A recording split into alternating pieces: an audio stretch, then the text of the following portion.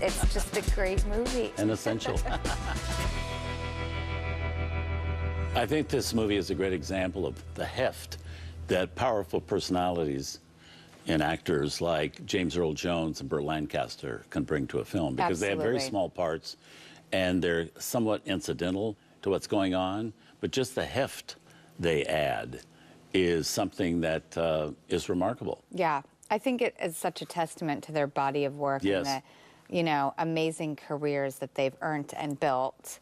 Just give them that stature. It's like a gravitas for the whole movie. Yeah. And then you're watching someone like Kevin Costner, who's just this great, wonderful, you know, handsome, appealing. He's appealing on every level, leading man. And then I love Ray Liotta. He's just he's great. So Always. great, you know, when he like gives that weird little laugh towards the end of the movie because he's comfortable and he's so good in it.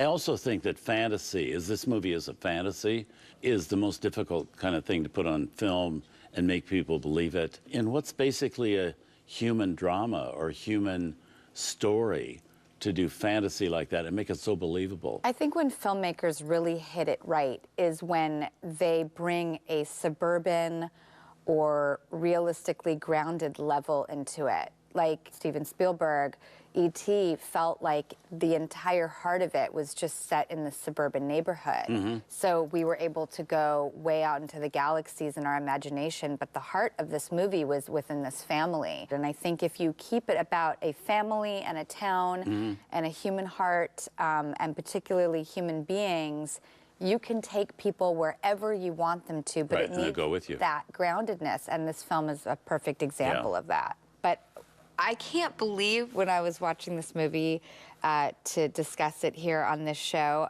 25 years ago this film was made. Yeah, I know. 25 years ago this film was made. That blew my mind.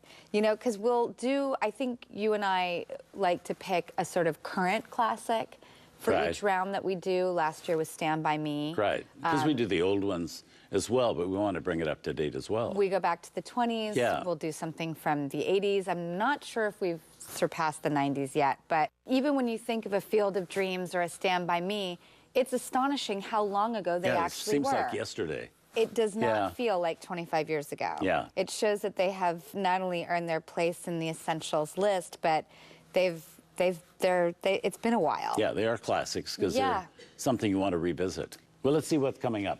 Have a look at our essential selection for next week here on TCM. The Haunting, 1963. This is a very artfully done horror film. I love in the middle of West Side Story and The Sound of Music comes this film, which is so different for Robert Wise. The Haunting is really a testament to the beauty of black and white cinematography. This is a movie which allows an audience to scare themselves.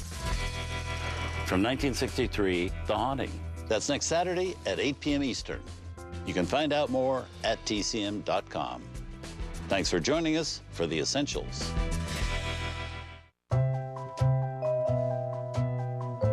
Tonight on Turner Classic Movies, that'll be the day when John Wayne quits in his quest to find Natalie Wood in The Searchers. Then John Clements must redeem himself after receiving the 4 feathers. And Austin Stoker is under fire during an assault on Precinct 13.